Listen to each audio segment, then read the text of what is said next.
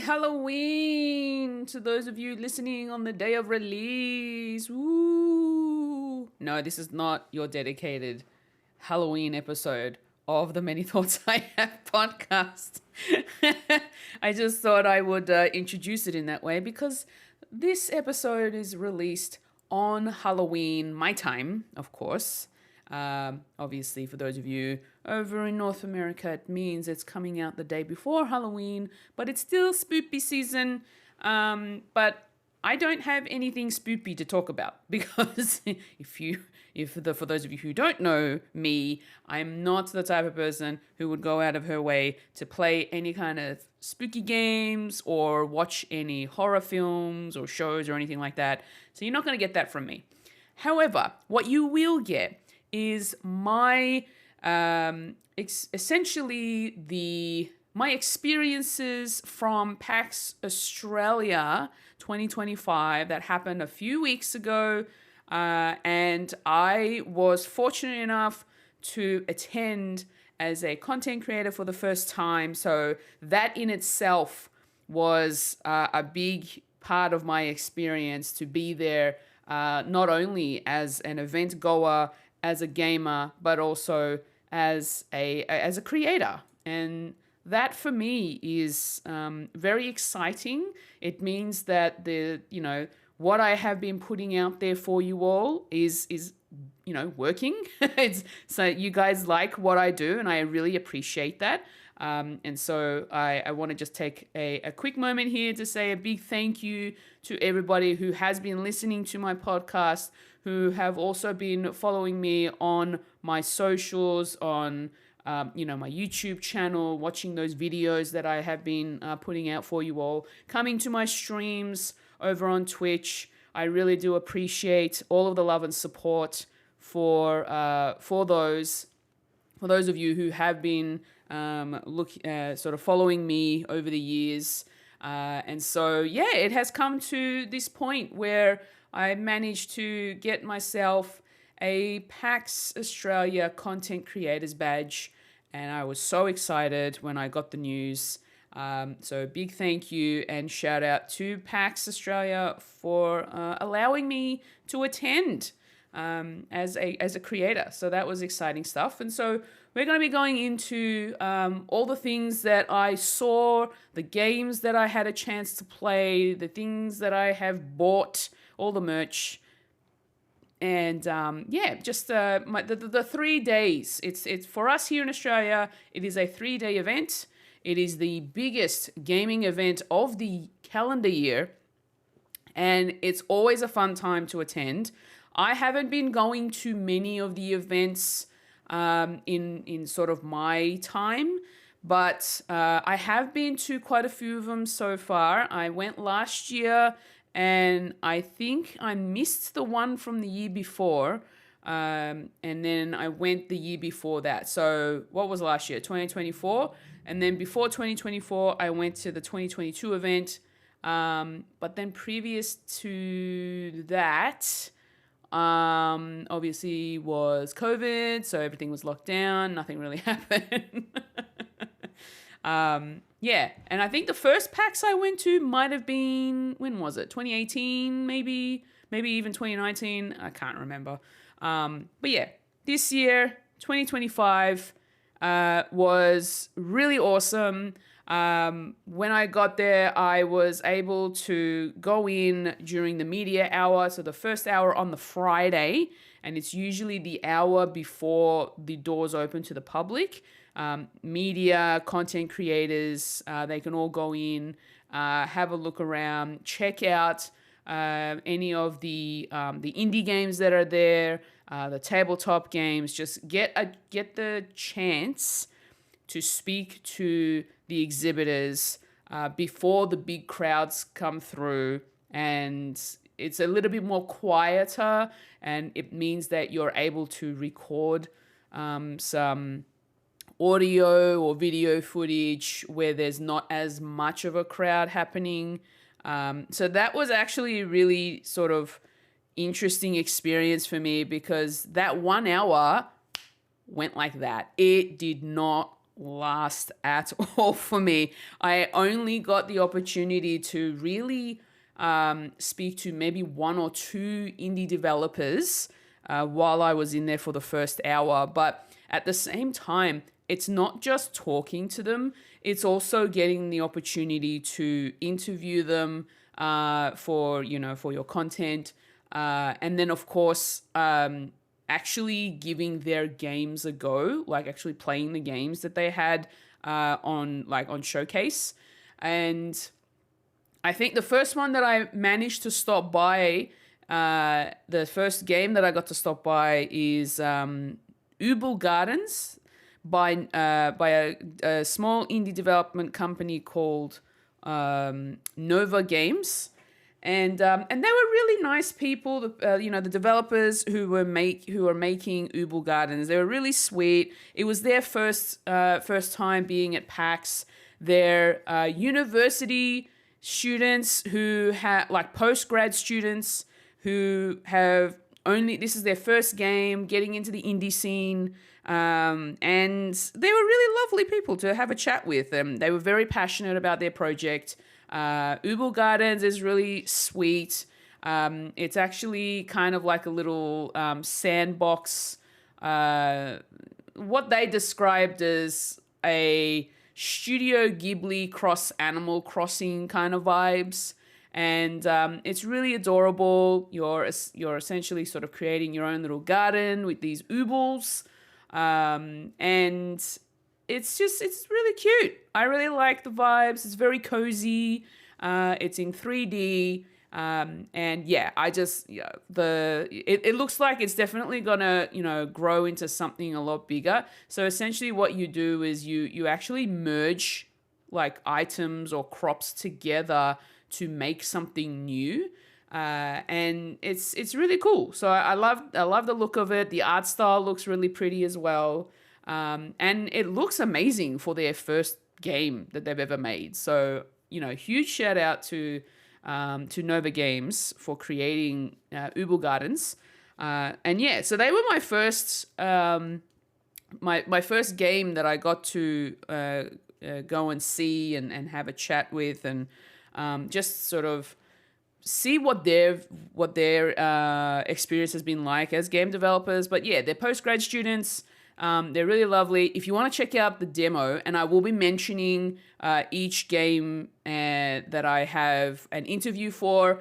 One thing I will also draw your attention to is on my YouTube channel, I have a video called the PAX Aus 2025 Indie Game Highlights.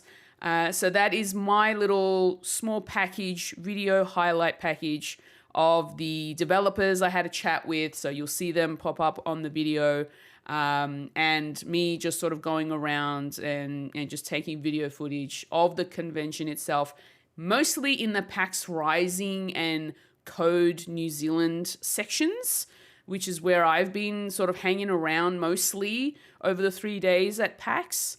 And it was just such a joy to see the number of indie developers that were there with their games. It was another thing that I will mention before I continue on with more developers is that the way that they had the main expo hall, is very small. It's a lot more spread out.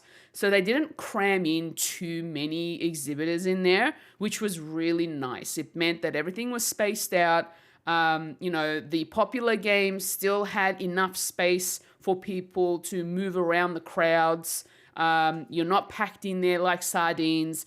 And not to mention the fact that the Melbourne Convention and Exhibition Centre, if I'm saying it in the right order, I think it's the Melbourne Exhibition and Convention Centre, whichever way it is. It's a massive venue, and they took up the whole space. They used up all of it, every single bit of it, including the side section where they had the theater spaces, and they used all of those rooms, not just the big ass theaters, but also the smaller sort of conference rooms. They've used them all, every space, for panels and for other little events. It was huge. This was a massive, massive event. And yeah, so they used half of the main convention center for the expo hall for all of the video games, the indie games, the like people selling merch. So they had that. And then the other half of the convention center was all about your tabletop games. And that space was just as big. They had rows and rows of tables set up so that people can just come in with either a board game, a card game, their TCGs. Everybody could come in and just sit down and have some fun, play some board games or some trading card games. And it was awesome just to see that space as well. So I really loved that aspect of this convention. PAX Australia always pretty much puts on a good event.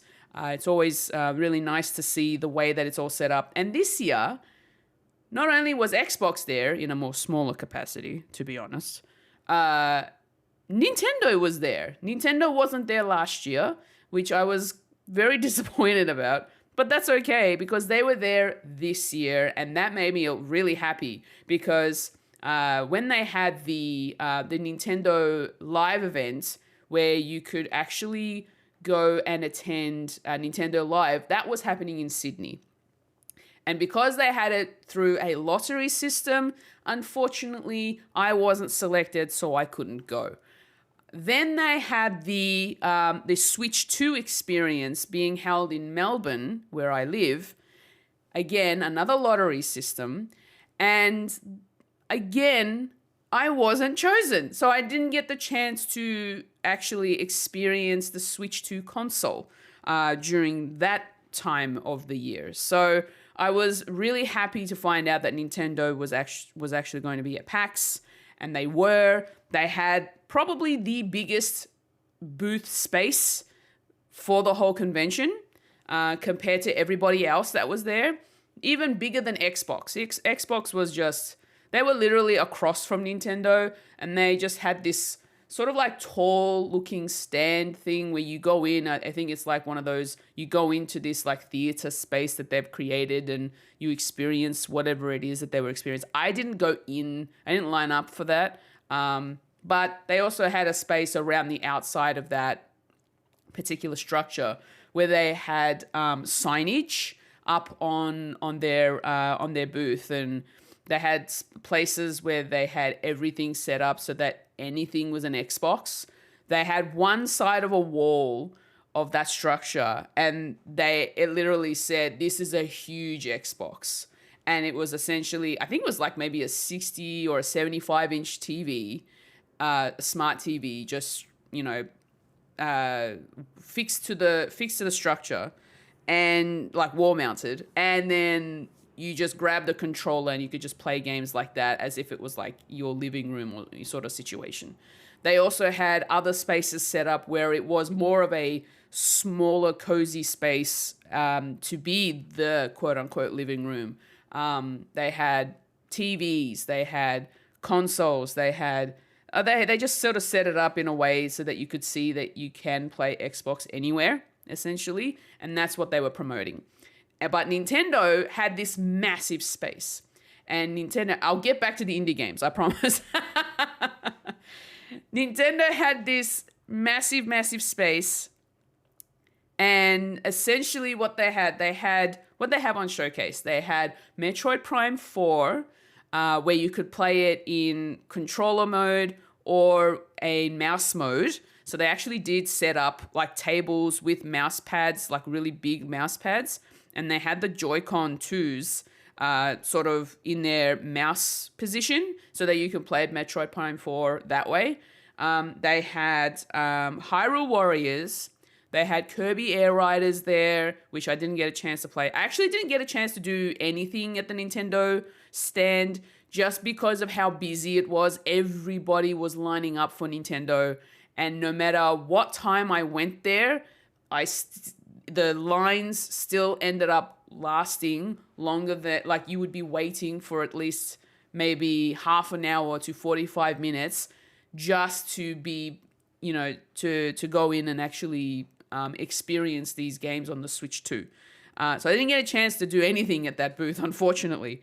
But yeah, so they had Metro Prime 4, Hyrule Warriors.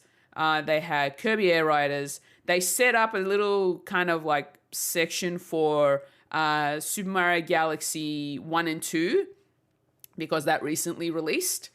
They also had, what else did they have over there? I think they had Tears of the Kingdom, maybe. I can't remember, but I think they had a Legend of Zelda game set up as well. But the biggest event thing that they had at their stand was a Mario Kart World Knockout Tour competition. So you would line up to play Mario Kart World, and they had it so that it was at capacity. So 24 players for this one whole knockout tour. And given that the knockout tour usually lasts, I don't know how long it lasts. I don't have a Switch 2, so I haven't played it myself. But the knockout tour does last a little while. I think it's like a 10-minute kind of a situation, like a 10-minute race, I think. Maybe less than that. I'm not sure. But they went through this whole knockout tour for the whole event. And if you ended up winning your particular, let's say your group's knockout tour, you ended up getting like a special limited edition Nintendo commemorative coin. So that's actually a pretty cool little prize. But then I think you also get invited back to do on the final day. They had a knockout tour for 24 of the winners, potentially to be in like the quote unquote grand final of the knockout tour. I didn't get a chance to see that happen, but that actually was a pretty cool incentive. So I wanted to be part of it, but every time I went back, they had signage there and someone sort of standing guard, mentioning, hey, it's going to be at least, 40-minute wait time. And I'm thinking to myself, I don't want to be standing around for that long in a queue just so that I can play Mario Kart World. So what I ended up doing was I went to the Turtle Beach booth, and they had Switch 2s set up there, and the only reason why they had them there is because they were also showcasing their headsets. And so I thought, you know what? I'm just going to be at this booth. I'll be like, cool, I'm going to test out this headset. And to be honest, I was curious about the headset as well. So I ended up testing out the new Nintendo headsets that they had. They're wired, but they were very light, which was really cool. When I came across them at work and then I saw them at PAX at the Turtle Beach booth, I was like, I should probably give these a go. Test them out for, research purposes so that I can sell them at work. These headsets were actually very light and they were comfortable. I actually liked it. They had like a nice sort of material ear cuff, so they sat nicely. They were glasses friendly. And it didn't sort of like hug your head too much so that you ended up with like a headache or anything like that. It was really nice. But aside from that, it meant that I had the opportunity to play on a Switch 2 for the first time. I've never touched a Switch 2 until that moment. So,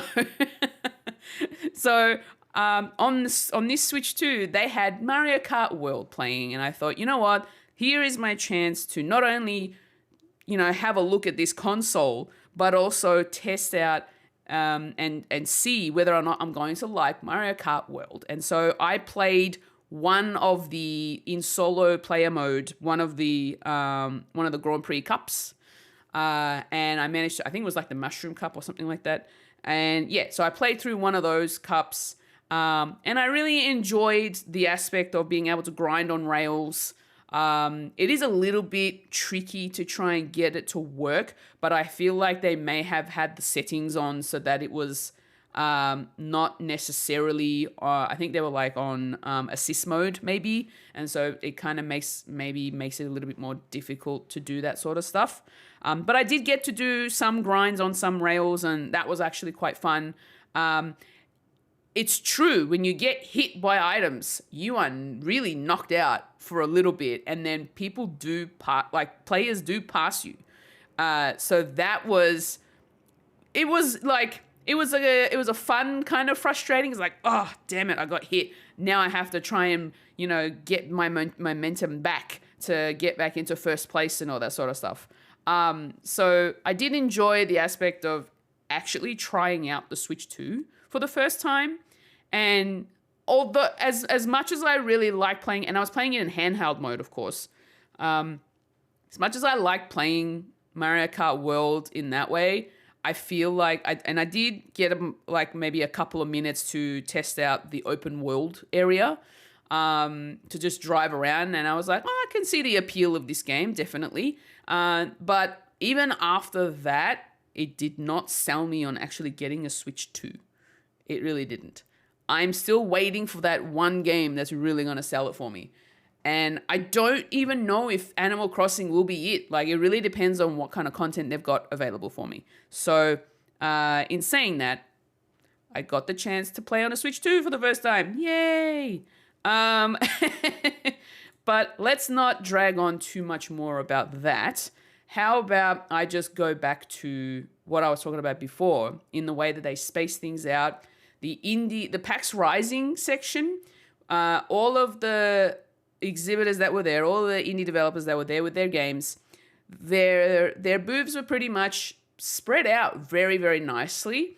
And it meant that everybody could move around and still be able to hover around one particular game, like either waiting for a turn to jump on and play their game, or to just watch, or to have a chat with the developer. And it was just really nice to sort of see everybody gathering around each of these booths, and it was really cool.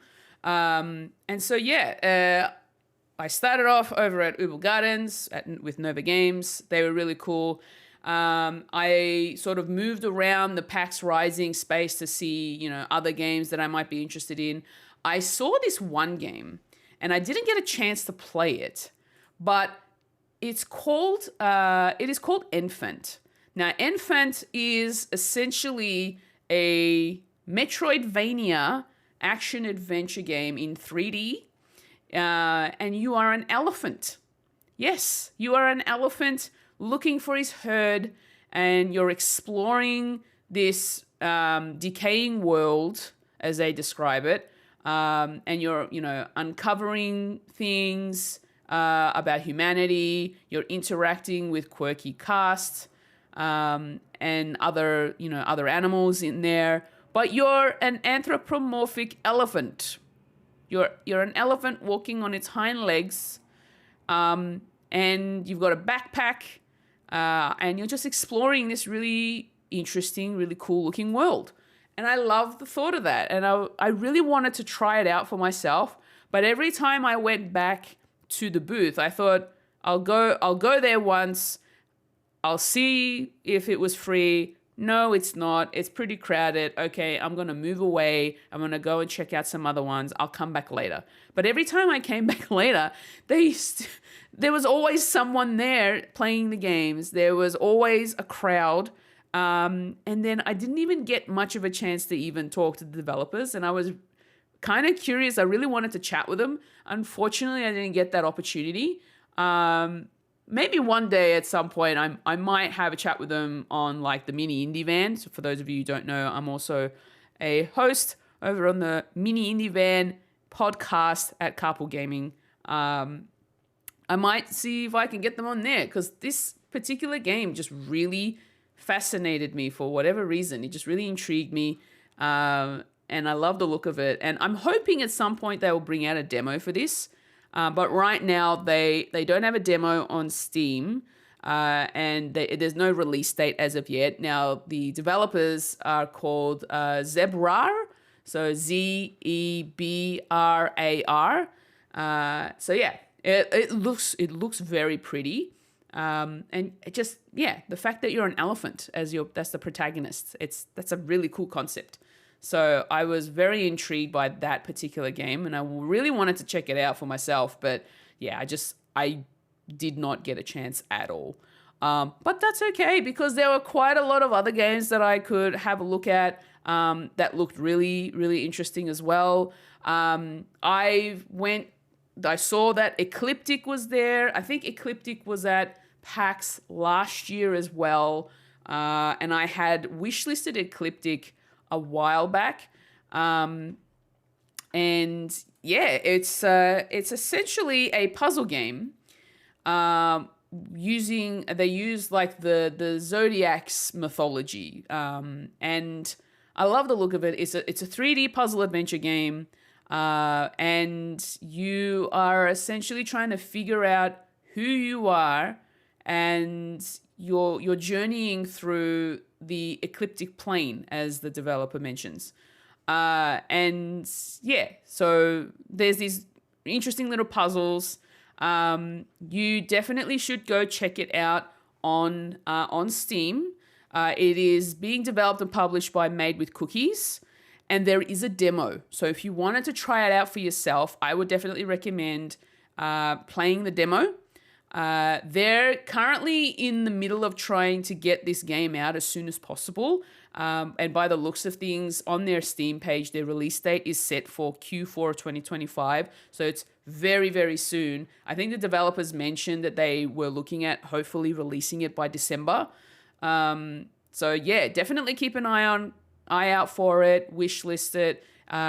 It's a really interesting looking game if you're curious about the mythology that they explore in this game, and it does look very pretty as well. And yeah, it's just puzzle. It's a puzzle game. So yeah, if you're into the puzzle games, definitely go check out Ecliptic. Who else we got here that I managed to go over to? Oh yes, Bones Wandering Soul. Now, some of you may have seen this come up in the Frosty Games Fest during Summer Games Fest, and in that particular showcase, which was the Australian, I think it was like the Australian New Zealand showcase during Summer Games Fest, and I like the art style and the character just got me immediately. I was so curious when I saw this. There is hopefully going to be a demo for it, but when I was at PAX, they had a PAX version of a demo available, and I got to play some of it, and it was really, really fun, and very quirky. You're a skeleton. You're a skeleton that has, got dropped out of its coffin, accidentally, of course, and you're trying to find your way back home to where your graveyard is supposed to be. But unfortunately, the humans don't like seeing, this skeleton running around, and so you have to kind of disguise yourself, and that's pretty funny. So it's a side-scrolling stealth platformer kind of game. It's really cute. Like I said, it's quirky. I really enjoyed this particular game. It looks really cool. I love the look of it. Yeah, Bones Wandering Soul. Definitely go check that one out. This one's being developed, published by Studio Tinker House, and that's Tinker House as in TinkerHaus. Tinker House.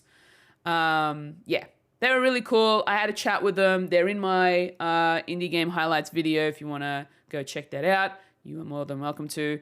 I also had the opportunity to speak to another game developer that was in a showcase. I believe it may have been the same showcase that Bones Wandering Soul was in, the Frosty Games showcase, I think. Or was it the ANZ Indie Fest? No, I was right. The Frosty Games Fest. Yes, they were definitely in it. So, yes. Braveheart. This is another puzzle game that I think I spent a good 20 minutes to maybe half an hour at their booth playing. They had a demo set up for their game at their booth, and they said they had 22 levels of playable levels that were there. I managed to get through about 20 of them, And when I got to level 20, I was not figuring out this particular level. It was getting very difficult. But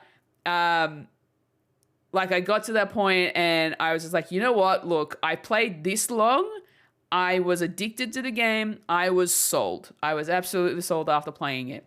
Bravecard is actually being developed and published by Hojo Studio, and they're a family. It is a family-made game. That is so cool. I love that. And yeah, I also had, again, in the video, I had a chat with them. It is essentially a turn-based puzzle game. It's top-down, and you are the shopping cart. You are the trolley in this particular game. You are there to save all of the other abandoned trolleys. And for those of you who don't know, we here in Australia, we call shopping carts trolleys. There you go. So yeah, and then you're sort of you're kind of up against this, the duopoly of these two supermarkets, which you definitely know the reference if you are living here in Australia. You would definitely know the reference to these two supermarkets because they're color coded to those particular supermarkets, but they've given them completely different names, of course, because copyright and they don't want to get in trouble. I get that. And it's also a fantasy world. But this game, the way that the developer describes it, you're there to help these abandoned trolleys. You're there to save them, essentially. And you're this is like in the perspective of the trolleys. And it's so fun and very quirky. I love the thought of that. So I'm definitely ready for Braveheart, but obviously there is currently no release date for Braveheart. It will be soon, hopefully. But I am very much looking forward to this game. Definitely wishlist this one. They said they're going to hopefully get a demo out like soon. I just don't know how soon, but wishlist it. That way you will get the notification so you know that there will be a demo coming. When it does come out, you'll know that it's there. So Braveheart. Definitely go check that one out. I had fun with that one. There were a few other ones I won't mention here because I don't want to go on for too long. But what I will also mention is some of the Kiwi developed games. Now, there was a section that was called Code NZ, and it was a section of all these amazing New Zealand developers. And I was very happy to see so many of them there. Every year there's more and more that come along. And they're so nice. They're so nice. The people that I got the chance to have a chat with, one of them being the developers who are creating a game called How Was Your Day? Being developed and published by Mad Carnival. And it's a point and click interactive visual novel, I would probably say. It's a bit of a supernatural mystery game. It's essentially, this is a family that have moved from, I think the developer told me they moved from Fiji to New Zealand. This family is trying to adapt to the country, but you're playing as the teenage daughter in this game, and she's trying to adjust, but then something happens and her dog Beans goes missing, and then she ends up going through this kind of like Groundhog Day sort of a situation in the game, and so you need to figure out what's going on. There's this, strange person that you come across that you want to sort of figure out what their thing is, and yeah, so it's based in 80s New Zealand, the 1980s of New Zealand. It's really cool. I love the vibes. The art style looks really awesome. And yeah, the developers they're really nice about it. And yeah, I had a chance to play the game while I was there. It's really cool. Definitely worth checking out. The demo is available on Steam right now if you want to go and play it for yourself and get an idea of what this game's about. So definitely go and have a look at that. There are there were so many there that I wanted to check out, but a lot of these developers were busy with so many other people coming up to them and playing their games. Another one that I didn't expect myself to actually enjoy is for a game called Pinball Hero. And Pinball Hero is being developed and published by Lazybones. And this is essentially a roguelite pinball game. It's a looter, it's 2D, and it's got some RPG elements in it as well. So this was actually really fun. So the way that they had their monitor set up to play this game, they had it looked like it was like I think a 27-inch monitor, but they flipped it vertically, and they had it so that the game was being played on the vertical position of the monitor, which was really awesome because you get to see this pinball table's art in such a really sort of cool way. And yeah, it's really fun. The ball itself, the pin ball, so the ball on the table that gets pinged around is not technically a ball. It is your hero. Your hero character is the ball. And you get to choose between different classes of heroes. You can be a warrior, you can be a ranger, you can be a mage, a sage, I should say. They've got a few different character types, and then and there's like you play the game, and it's essentially just a regular old pinball table, but you need to collect souls. So you have to hit these enemies with your hero to then collect their souls, and you have to collect enough souls to then move on to the next level, to the next area, which is essentially the next table. Then you get to you can go to a shop. It's kind of the way that they've set it up as well is very sort of akin to like a Cult of the Lamb kind of situation.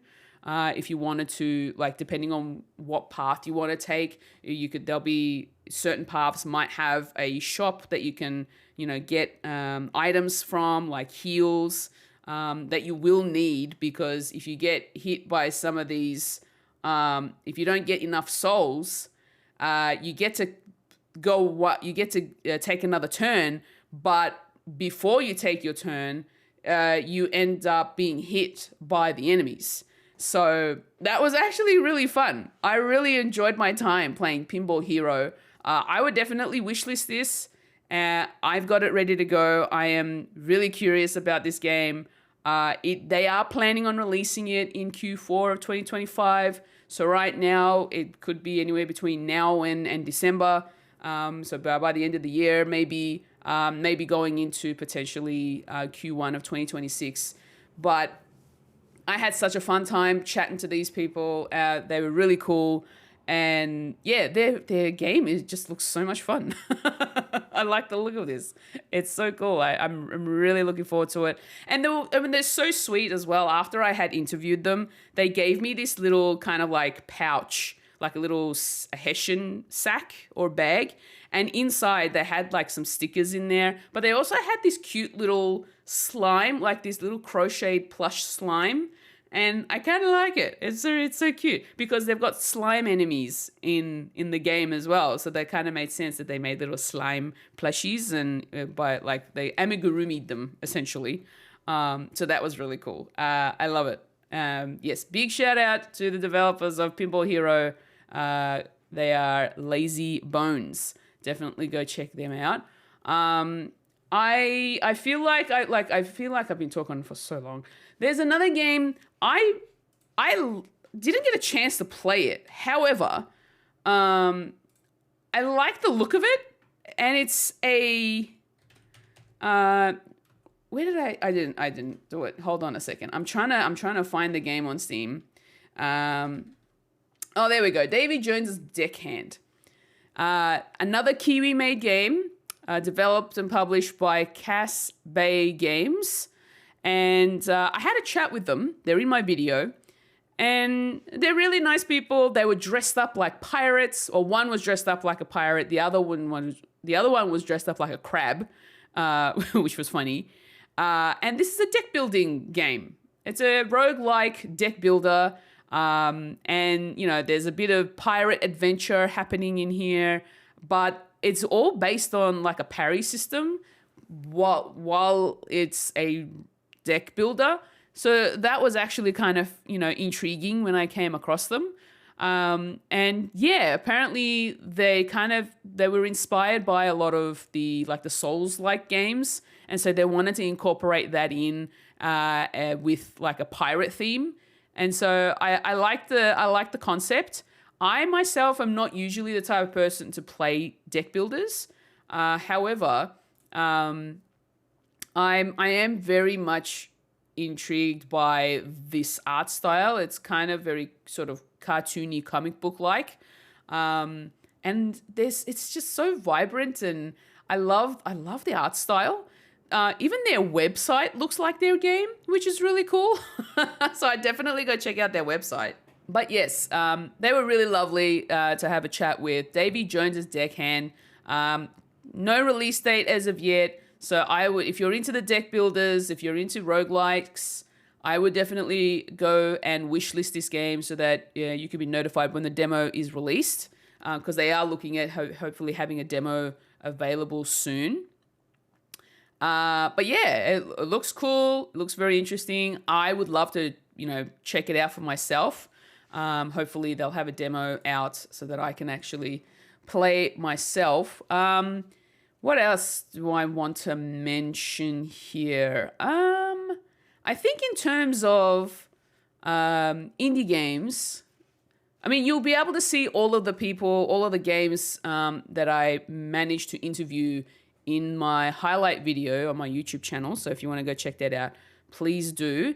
And so for now, what I'll do is I'll switch over to the tabletop section, because this is the other side of PAX that I don't always sort of experience on a what's the word I'm looking for? I don't normally go out of my way to play a lot of tabletop games. I do have quite a few board games at home, or like card games, tabletop style games.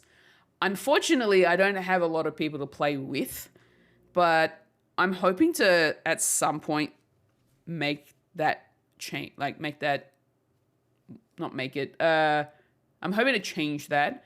So I would like to do like a little board games night at some point, like once a month or something like that, if I can, just depending on my schedule.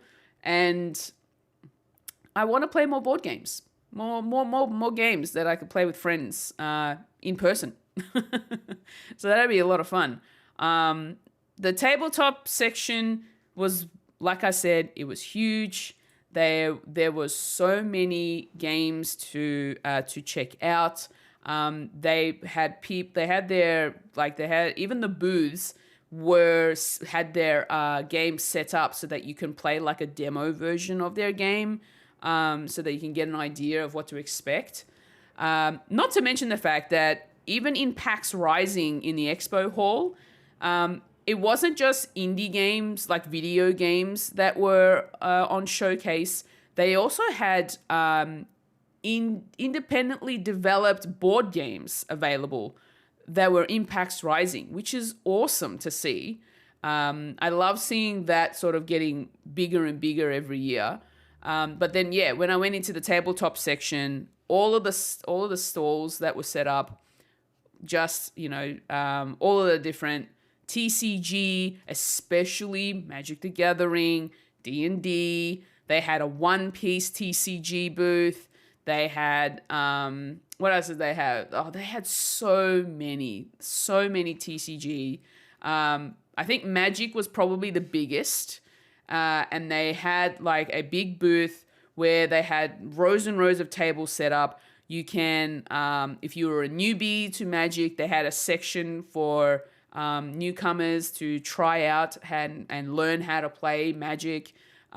Same with One Piece TCG, which is the one I went to. I was very curious about. I was super curious about One Piece because a workmate of mine, who is our games coordinator in the store, he loves One Piece TCG to the point that he actually goes to a local game store where they hold like tournaments or like event days that you can go and play with other people. And then if you enter into these like tournaments, you get a chance to win like promo cards, special decks, or whatever. You get to win a prize of some sort, which is really really awesome that they do that at local events. And I've been to one of them. It was really fun. I went there and played some Magic with a group of people. They were really lovely. They were also very supportive and helpful for me because I'm very new to the Magic scene. And yeah, they were okay with me playing with them. I played a commander deck that my workmate gave me. I just borrowed his Final Fantasy commander deck, and I had a lot of fun with it actually. But when I was at PAX, I wanted to just learn about One Piece, and I wanted to know what this game entailed, how it was played, and why it's getting the hype that it's getting. And after playing through like a demo deck, I can understand why. Now, I'm not the biggest One Piece fan, like the anime itself, but I have been sort of picking away slowly and watching through the anime series. Yes, I know. I have given myself such a huge task. That is one hell of a commitment for me to go through and watch all these episodes of One Piece. And I'm not even skipping out on all the filler episodes. I'm watching everything. I'm on Crunchyroll. I am watching every single episode they've given me. I want to know it all. That's what I'm like when it comes to anime. I will watch all of the episodes, no matter how short or long they are. If I'm invested into the story, if I'm invested in the characters, I will watch everything. So yeah, because of that, I wanted to learn about the TCG. I played it. I played the demo at PAX. I am very intrigued. And after playing the demo, they gave us a promo card plus some demo decks so that you can play it with others who are interested. I want to learn more. I really do. So they gave me 2 demo decks. That way I can play with other people and with those particular decks. But then eventually, once I get used to it, I can then go out of my way and buy myself a proper deck. But for the time being, I'm holding off on that just because I'm not always available to go to these local events. But I do want to make time for it if I can. Like, even if I go once every couple of weeks, once every 3 weeks or something like that, once a month even, that way I can still at least get the hang of playing the game. But right now, I do have a Magic deck, a Magic the Gathering deck, commander deck that I really do want to like test out for myself. But there's so much math involved. And it intimidates me so much. I didn't actually get the chance to test it out at PAX. I did take the deck with me, but I feel like I didn't build up the courage to walk up to this booth and be like, hey, I have my own deck, but I want to learn more on how to play the game. I'm very new to this. I didn't do it. Like, I didn't push myself to do that. They also had the Spider-Man cards set up, like that particular deck, because it was a new special deck that they had coming out. They were promoting it a lot more. And so I think they were holding like little mini tournaments and whatever. Yeah, they had a lot going on. But I'm glad that I learned how to play One Piece TCG. Definitely want to learn more. It is a little easier compared to Magic the Gathering. There's a lot less math involved, but you still need to pay attention to what's going on the table. But I think for me, it was just more a case of the artwork on these cards are insanely cool. And because they're One Piece characters, I will also mention I am nowhere near up to date with the show. So playing the TCG is probably a big spoiler for me because there are characters in here that I have never come across before. I've not heard of them. But there are also the normal sort of the Straw Hat crew, but in various versions of themselves. And I don't think I've come across most of them.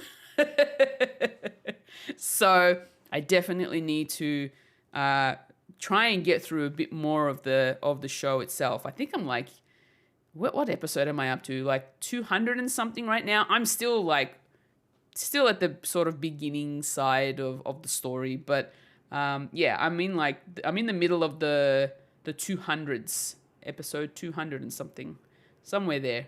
I can't remember. I can't be bothered looking it up, but if you're curious about what episode I'm up to, just DM me and I'll let you know. So yeah, that's pretty much it. Oh, merch. I did buy some merch. I did end up buying, I bought 3 tabletop games that were more like the smaller packs that you can sort of travel with and take with. I'm planning on actually taking them to Extra Life. So at the time of recording, I am just a little over a week away from flying out to Extra Life. And I really want to take it with me so that I can play some tabletop games while we're there rather than just doing video games. So I'm going to take some of them, and they're sort of like travel size. So it's really cool. Some of them are very sort of food-based. I think one or two of them that I bought are very food-based. And they look really cool.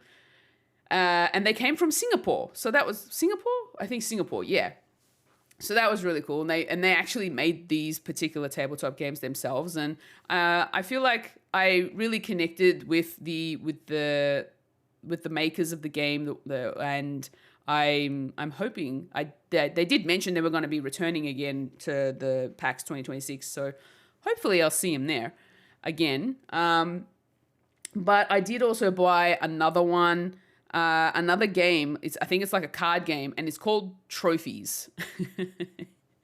The name sold me immediately, and then I saw how it was played. I'm like, yeah, this is gonna be fun. It's gonna be loud and chaotic playing this game. I can't wait to play this at Extra Life. So we'll see how that goes. So I'm very much looking forward to that. But in terms of other bits of merch that I ended up getting, I went out of my way. I love enamel pins. Pins are my thing for whatever reason. I love collecting them.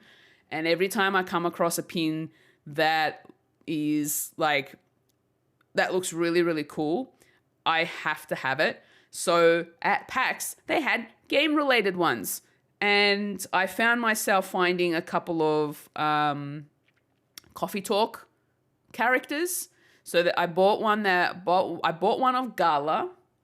And they also had not only did they have characters, they also had cups of coffee and tea and stuff as pins. And so I ended up getting one pin of Gala, and the other pin that I ended up getting from the same shop was a cup of matcha, a matcha latte, and yeah. They look really nice. They're very pretty, very good quality pins.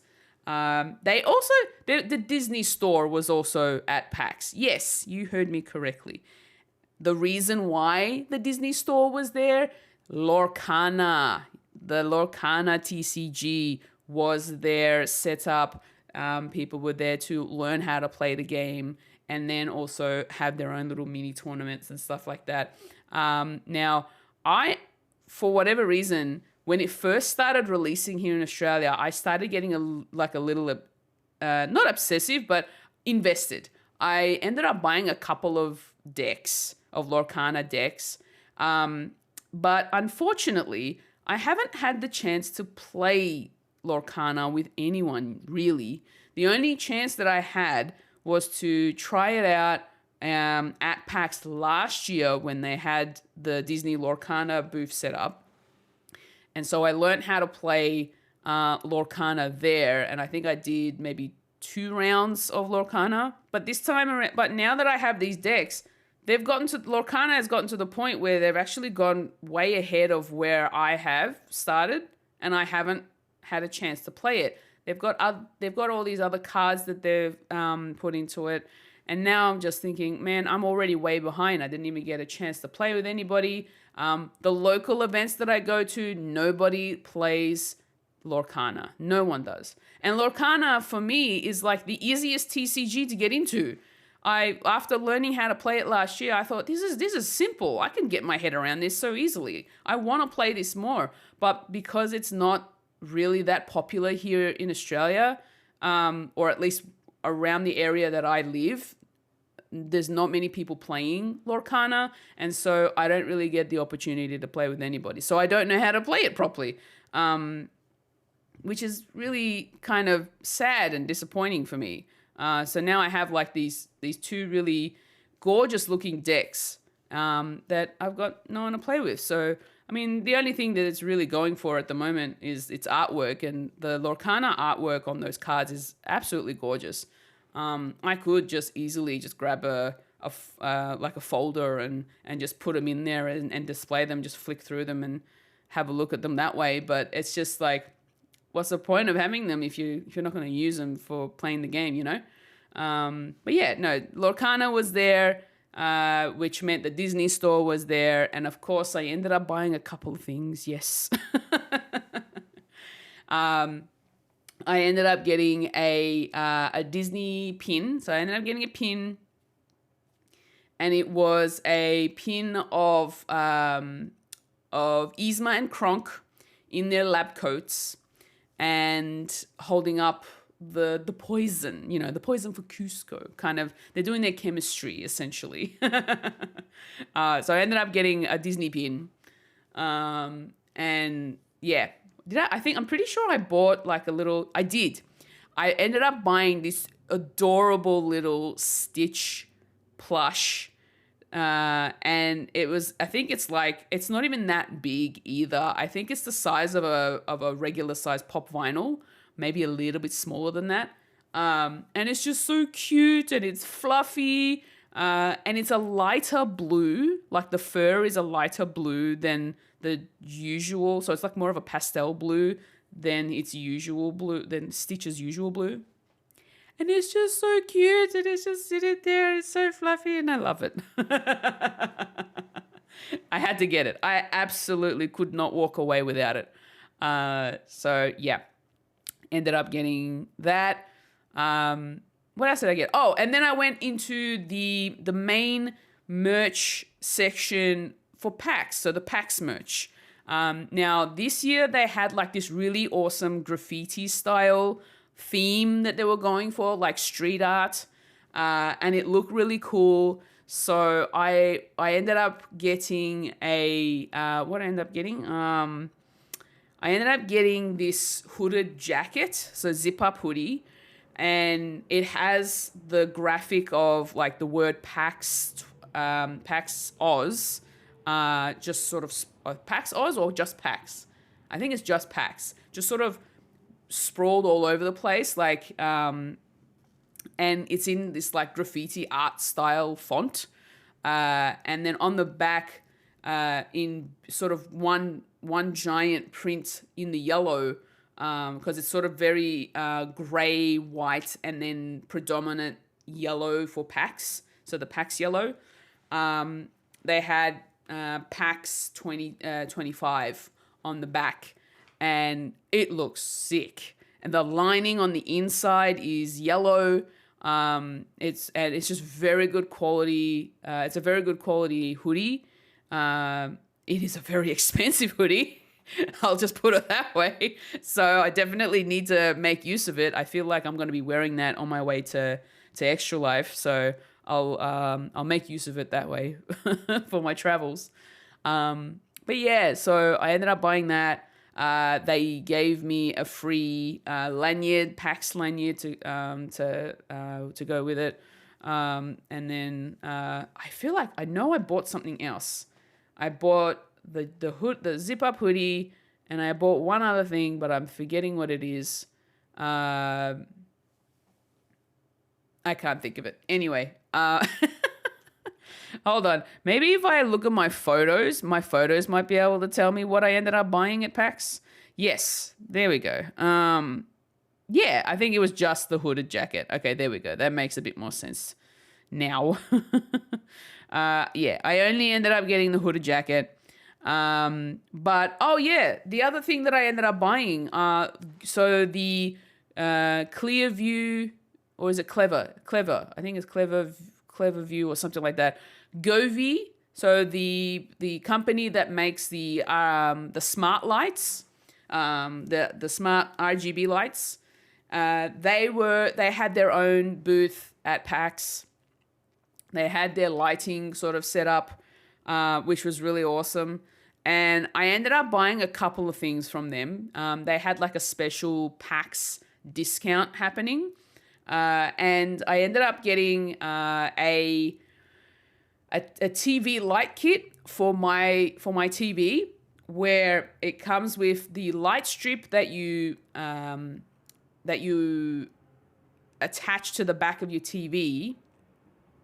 And then it also comes with like this special camera that sits on the top or the bottom of your TV. So you sort of stick to it.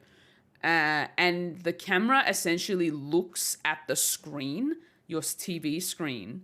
And essentially in the settings of the app that sort of comes with it, you can get the lights to mimic what's coming out of the actual of the scene of whatever movie or TV show you're watching, which is really awesome. But you have to kind of calibrate it so that it works best in terms of your TV. And there are specific size kits for different size TVs. I ended up getting mine for a 65-inch because I got a 65-inch TV. And the light works for 55 and 65-inch. And it's really cool. I love the use of it. I've been using it mostly for movies, just so that I have like this really nice mood lighting happening when I'm watching movies. And then while I was there, or actually on a different day, I went back to Govee, and I ended up buying a lamp, a table lamp. And it's kind of like this cylindrical table lamp where it's like the light goes around 360. And it's called the Govee Table Lamp 2. And it's very, very cool. You can set it up so that there's like already preset colors and movements, like seasons, like they've got themes. And then you can set it up so that it's just gradients of color. And then how it just sort of either circles around, or if you want it sort of doing like a rain kind of a feel. And yeah, it's just really nice. And you set it up using the same Govee app as the one that you would have set up the TV lights with. And yeah, and then you can also do custom lights, like light settings in there as well, which was really awesome. They did have like the panel tiles that I was looking at, and I thought these would be really cool. I think each pack comes with 10 panels, but they're very small panels. I'm gonna say they're probably about hold on, let me grab my ruler just so that I know what I'm looking at. I think they were like 3-inch squared tiles. That's probably how big they were. Yeah, they were like 3-inch tiles. And I kind of like the look of it, but it was a bit much, because if you wanted to do something specific, you would have to get more than just the 10 pack. But I think it'd be really cool to just set it up so that they're kind of sitting next to each other and have your own little pixel art, if you want to call it pixel art, for lights. So that'd be really cool. But yeah, that's essentially all I bought. Oh no, actually no, that wasn't all I bought. I also, because Cult of the Lamb was there promoting the new, I think it was like a new DLC that they've got coming soon, or it's already out. I'm not sure. They had their own booth as well, and it was huge because they set up a temple. They actually set up a temple in there, and it looked awesome. Not to mention the fact the lamb leader himself was, or themself, I should say, were also did attend, so that you can get photos at the temple with the lamb. Really cool. They had a merch stand right next to it, like a merch store, and they had so much merch available. The one thing that really caught my eye was this one particular t-shirt that is, you see the lamb in the middle, and followers in a ring sort of surrounding him. And they're 3D model characters though, and it looks adorable. And it's on like this kind of sage green sort of a color background of a t-shirt. So I had to buy that. And then they also had, again, enamel pins. I love my enamel pins. They had enamel pins for sale of followers and of monsters as well. And I kid you not, the second I saw the koala follower, I had to buy it immediately. I went gaga for this thing. I'm like, oh my goodness, I see a koala. I want it. Put it in the bag. So I ended up getting the koala follower pin. And I love it so much. It's so cool. But yeah, that's pretty much all I ended up buying while I was there. I did buy, like, I didn't want to go out of my way to buy food, but I did end up buying food while I was there. But I wanted to avoid buying too much just because of how expensive it is every time you go to events like this. The food's always so exorbitant and just really expensive for like a small amount or for a small portion. However, there was a dessert stand outside the front of the main sort of cafeteria, canteen, kiosk, whatever you want to call it, which was also themed in Fallout theme. So it was a Fallout diner, technically. There was a dessert stand out the front of this particular diner. And I couldn't help but notice that they had little desserts in the shape of certain gaming related things, like a SNES controller, a Pokeball. Like they had a couple of different variations of things. And they also had some really nice fruity drinks. So I ended up getting like a mango passion fruit drink. It was really nice, very refreshing.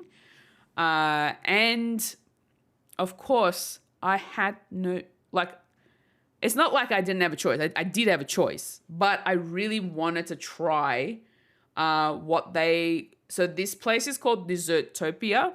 So if you want to look it up on Instagram and have a look at their photos of these particular desserts, you can. They'll most likely be there.